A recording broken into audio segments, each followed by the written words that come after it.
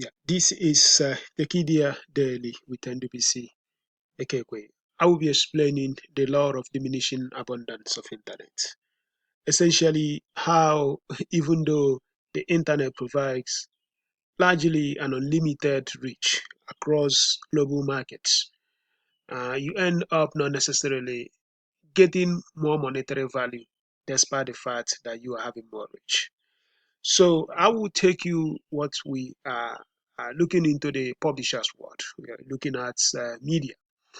Here you have the readers. These are basically the people that the publishers are creating their contents so that they can buy them through subscription or buy them at the newsstand. These media companies or publishers are these days newspaper in Nigeria, New York Times, Boston Globe. And these media companies now deliver this service, journalism, quality journalism to these readers. They are doing this thing largely to get the time attention of these readers so that they can take this precious opportunity by getting the attention of these readers and now sell advertisement to the advertisers. These advertisers could be company or advertising network that represent companies.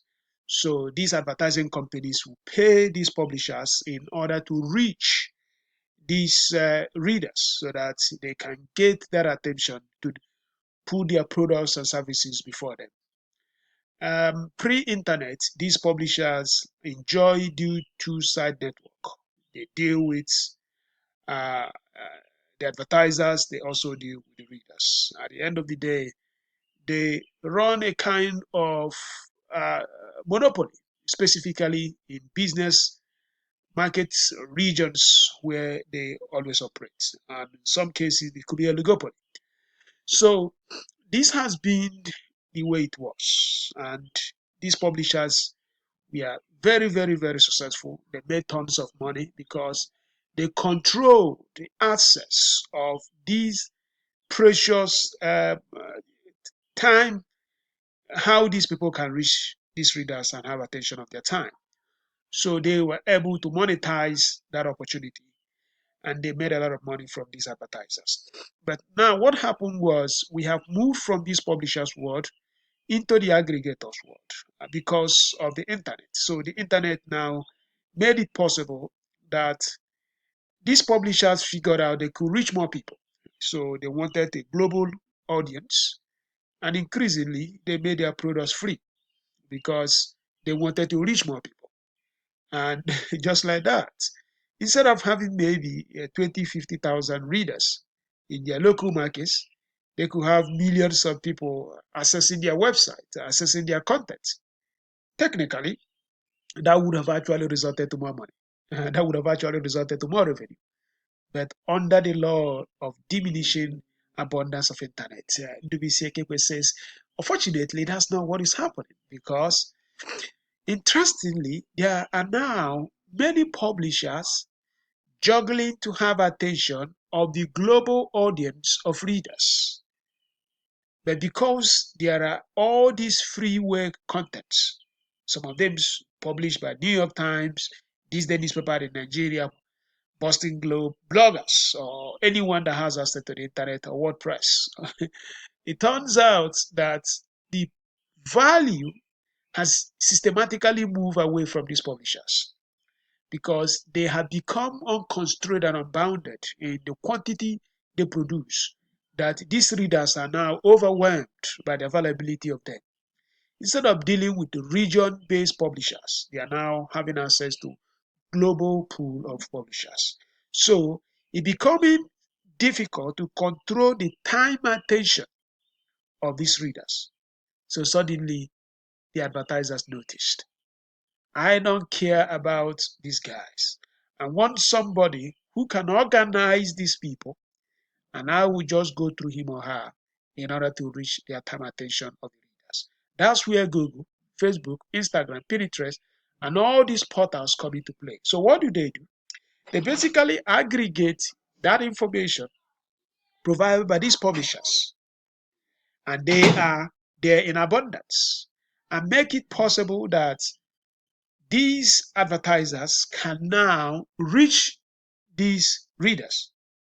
But by doing so, they are now kind of inoculating these publishers, and now the money is now going to companies like Facebook, Google, without these people getting a lot of it.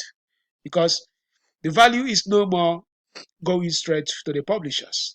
The value is now going where these readers can actually see the advertisement. So if the readers are continuously searching for the news on Google News or Facebook or checking it up anywhere in the portals, who are aggregating them, there is no need of worrying about this guy. And that is the reason why the media companies around the world are collapsing. That is the reason why most of them are filing bankruptcy. That is why they are not earning much, because that money has moved away from them, and that old dominance they used to have had gone. Now, it has also given these people that they can pay largely less, because the Google, Facebook aggregators are not the people creating the content, so they can sell whatever they have for less. The risk is this: these people cannot pull out, because if they pull out, they become so insignificant that the total global audience aggregators may not even notice. So you say you don't want your content to be available to Google News, they will gladly allow you to do that. Then you will be so infinite. If you will be so minuscule that no one will notice it. And that is the law of diminishing abundance of internet. So, and it is destroying value, not necessarily only in the publishing sector, because if you go to what Skype, WhatsApp are doing to the telecommunication companies around the globe, Skype had destroyed more value than it has created in the sense that it made telephony cheaper for people to make international calls and connect with families across the globe. But Skype itself has not transitioned that money it actually generated, the value that it had destroyed from the telecommunication companies into itself. Okay, the free calls we are making with WhatsApp, the value that WhatsApp is destroying from the telecommunication companies, WhatsApp itself is not capturing that value itself. So let's say, for instance, if the total free calls through Skype and WhatsApp, let's say is $10, and that money without them would have gone to the telecommunication company. But when Skype and WhatsApp comes into play, they now offer those calls for largely for free. And it doesn't mean that they themselves have received that $10. So this abundance is there that a lot more people are using Skype, more people are using WhatsApp, but largely they destroy the value. Just like you could see that the publishers are seeing their value destroyed because of Google, yet they are growing in the total number of people that they can address. So they could be addressing 1,000 readers in a week or in a day, but now they can actually address thousands of people. Yet their monetary value has not really improved.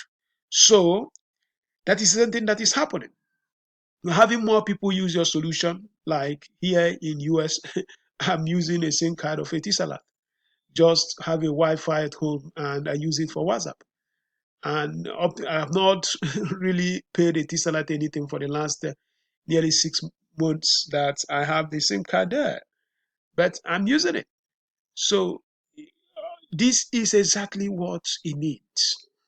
It is something that even as you work on your business strategy, you have to see how this diminishing abundance of internet can apply. It's a very critical element because the internet is changing the friction inherent in businesses. And that is the whole essence of having a business. So if internet can eliminate that friction, it means that there is no need to actually have that business.